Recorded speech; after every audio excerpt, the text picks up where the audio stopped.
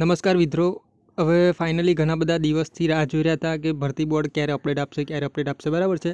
અને આજે એક અપડેટ આપી દીધી બરાબર છે ભરતી બોર્ડે. જો અહીંયા આજે 4 તારીખ થઈ અને 4 તારીખની અપડેટ છે, મતલબ આ રીચેકિંગ માટેની બરાબર છે.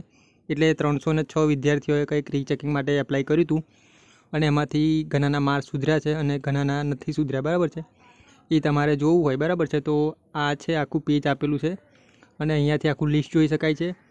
અમુકે કોડ લખવામાં ભૂલ કરી હતી, તો અમુકે બીજી કંઈક ભૂલ કરી હતી, એટલે અમુકના માર્ક્સ સુધર્યા છે બરાબર છે. હવે તમને ખબર છે કે 26 તારીખ સુધી રીચેકિંગ માટેનો ઓપ્શન આપ્યું હતું બરાબર છે. અને ત્યાર પછી આપણે ઘણી બધી રાહ જોઈ બરાબર છે કે ક્યારે ડીવી લિસ્ટ આવે, ક્યારે આવે બરાબર છે. તો હવે જુઓ, તમને કહી દઉં કે રીચેકિંગના જે માર્ક્સ આવી ગયા ને, એટલે હવે માનીને ચાલો કે ટૂંક જ સમયની અંદર હવે 2 ગણા વિદ્યાર્થીઓનું ડીવી લિસ્ટ આવી જશે બરાબર છે. એટલે જેને પણ સારા માર્ક્સ થતા હોય 130+ આપણે કીધેલું જ છે બરાબર છે. તો જેને કેટેગરી મુજબ સારા માર્ક્સ થતા હોય એ લોકો ડોક્યુમેન્ટ તૈયાર જ રાખજો બરાબર છે, કારણ કે હવે ટૂંક જ સમયની અંદર 2 ગણાનું ડીવી લિસ્ટ આવી જ જશે બરાબર છે. અને બીજી વસ્તુ કે જુઓ, તમારે કોઈ પણ માહિતી જોઈતી હોય ભરતી બોર્ડની બરાબર ફટાફટ, તો આપણું એક ગુજરાત પોલીસ લાઇન કરીને ગ્રુપ છે બરાબર છે, ટેલિગ્રામ ગ્રુપ. કારણ કે આ જે અપડેટ આવી હતી ને એ મેં ફટાક દઈને ટેલિગ્રામ ગ્રુપમાં મૂકી દીધી હતી.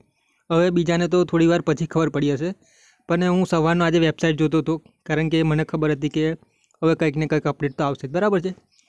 એટલે તમારે પણ ફટાફટ કોઈ અપડેટ જોઈતી હોય બરાબર છે, તો આપણું ટેલિગ્રામ ગ્રુપ છે ગુજરાત પોલીસ લાઇન, એમાં તમે જોડાઈ જજો. એની લિંક છે ને આ વિડીયોની નીચે આપણે મૂકી દઈશું બરાબર છે. અને બીજી વસ્તુ કે હવે ડીવી ટૂંક જ સમયમાં આવી જ જશે, એટલે બધા મિત્રો રેડી જ રહેજો બરાબર છે. ધન્યવાદ મિત્રો.